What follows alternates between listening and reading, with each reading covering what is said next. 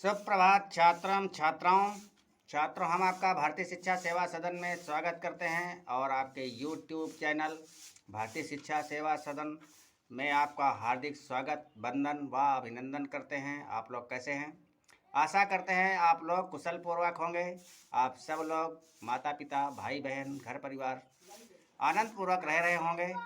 छात्रों, आज हम संस्कृत कक्षा 10 गद्य भारती संस्कृत भाषायाः गौरवम नामक पाठ के दूसरे भाग का अध्ययन करेंगे।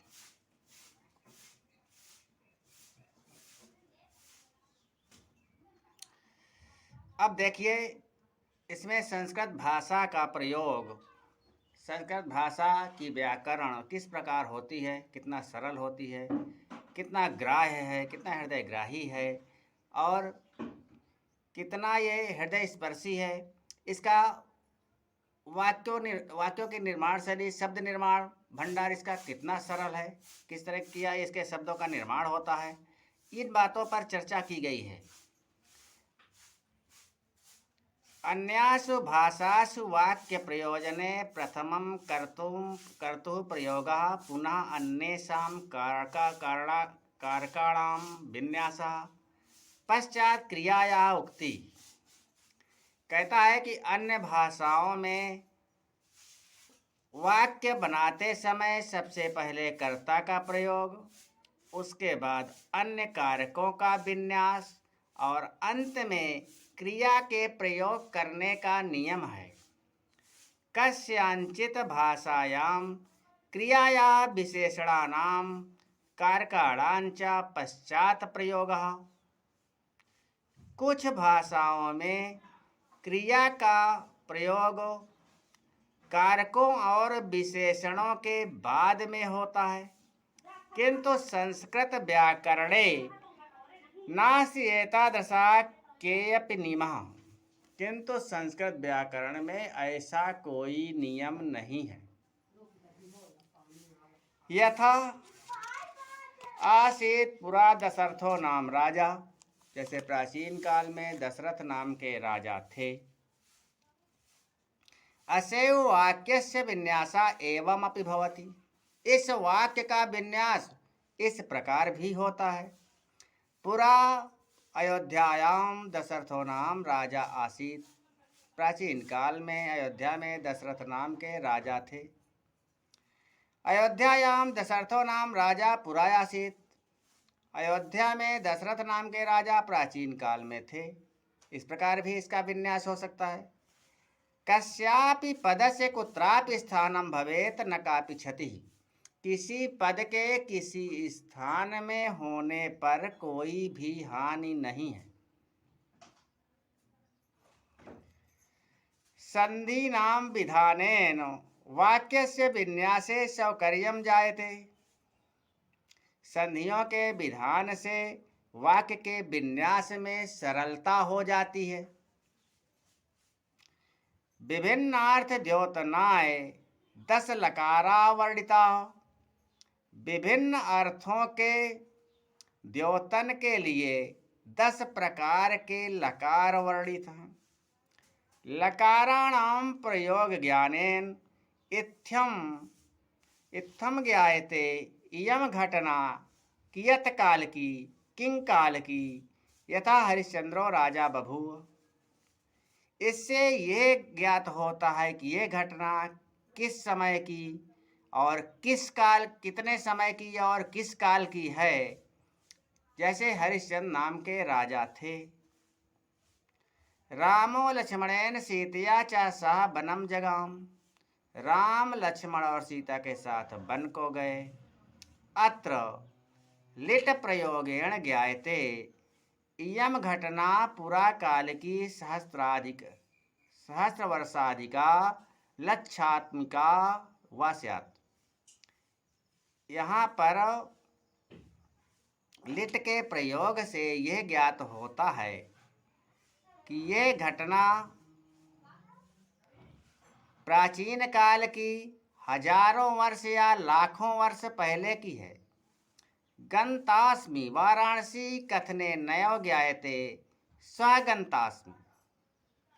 वाराणसी जाऊंगा कहने से यह ज्ञात होता है कि कल जाऊंगा। सामान्य भविष्यत काले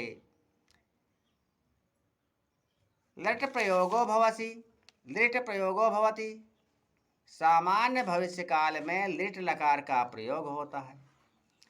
एवं भूतकाले अपि अद्यतनस्य अनद्यतनस्य च भूतकालस्य कृते पृथक पृथक लकारस्य प्रयोगो अस्ति।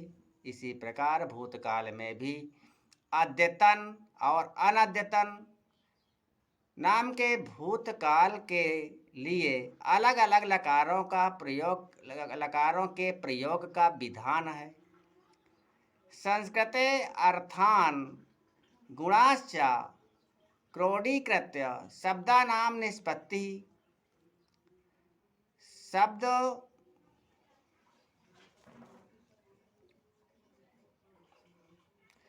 संस्कृत में अर्थ के गुण को इकट्ठा करके शब्दों की निष्पत्ति होती है। यथा पुत्रः, जैसे पुत्र, कस्मात् पुत्रः, पुत्र कैसे है। पुम नरकात् त्रायते असौ पुत्रः, जो नरक से रक्षा करता है वह पुत्र है। आत्मजा, कस्मात् आत्मजा, आत्मज कैसे आत्मज है। आत्मनो जायते असौ आत्मजा, आत्मा से उत्पन्न होता है इसलिए आत्मज है। सूर्य, कस्मात् सूर्य, सूर्य कैसे सूर्य है। सुवति कर्मणि लोकम प्रेरयति, अतः सूर्य सोते हुए लोगों को, संसार में सोते हुए लोगों को कर्म करने की प्रेरणा देता है, अतः सूर्य है। सूर्य यदा नभो मंडलम आरोहति प्रेरयति लोकम, सूर्य जैसे आकाश मंडल में चढ़ता है संसार को प्रेरणा देता है। कस्मात् से क्यों सोते हो। उत्तिष्ठ वाति वातः, उठो हवा चल रही है। स्वास्थ्य प्रदायकम प्राणवायु ग्रहण, स्वास्थ्यदायक प्राणवायु को ग्रहण करो। नैतिकानि कर्माणि कुरु, नैतिक नित्य कर्मों को करो। इत्थम प्रेरयन आकाशम गच्छति, ये प्रेरणा देते हुए आकाश को जाता है। अतः सूर्य इति, इसलिए सूर्य है। खगा कस्मात्, पक्षी कैसे पक्षी है। खे आकाशे गच्छति, आकाश में जाता है। अस्मात् खगः, इसलिए पक्षी है, इसलिए पक्षी है।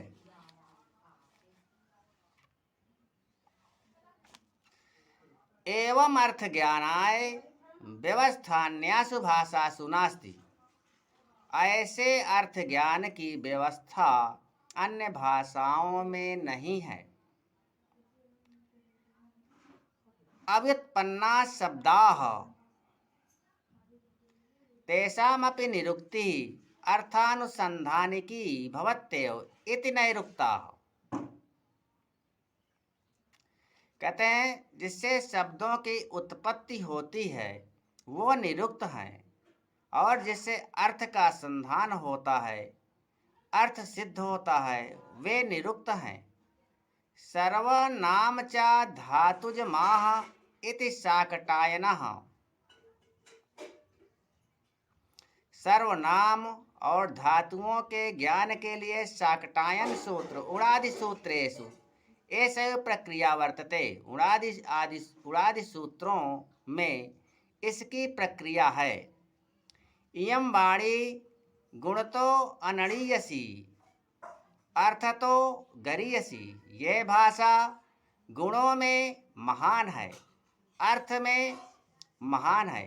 एकस्य श्लोकस्य षड अर्था प्रदर्शिता, एक एक श्लोक के 6 अर्थ दिखाए जाते हैं। नैषधेय वांगमय दृष्ट्याः महीयसी नैषध साहित्य में इस प्रकार की रचनाएं महान हैं। भावतो भूयसी अलंकारतो वरीयसी। भावों में श्रेष्ठ है, अलंकारों में श्रेष्ठ है। सुधा तो अपि स्वादीयसी। अमृत से भी अधिक मीठी है।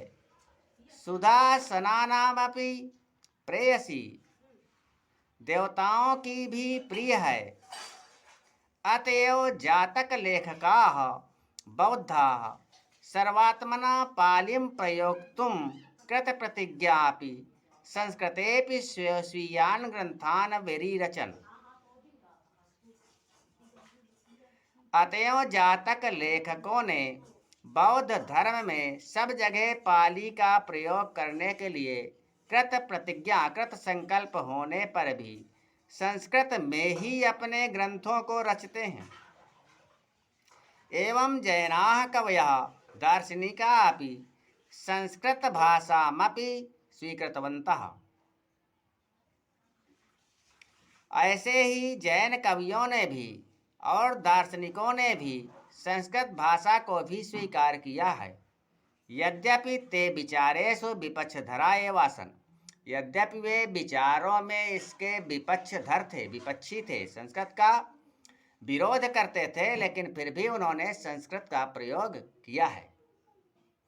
वीडियो देखने के लिए बहुत बहुत धन्यवाद छात्रों। यदि आपको हमारे वीडियो अच्छे लगते हैं तो आप हमारे चैनल को सब्सक्राइब कर लीजिए, वीडियो को लाइक कर लीजिए और अधिक से अधिक शेयर करने का प्रयत्न करें। आपका दिन शुभ हो, रात्रि मंगलमय हो। जयतु भारतम, जयतु संस्कृतम।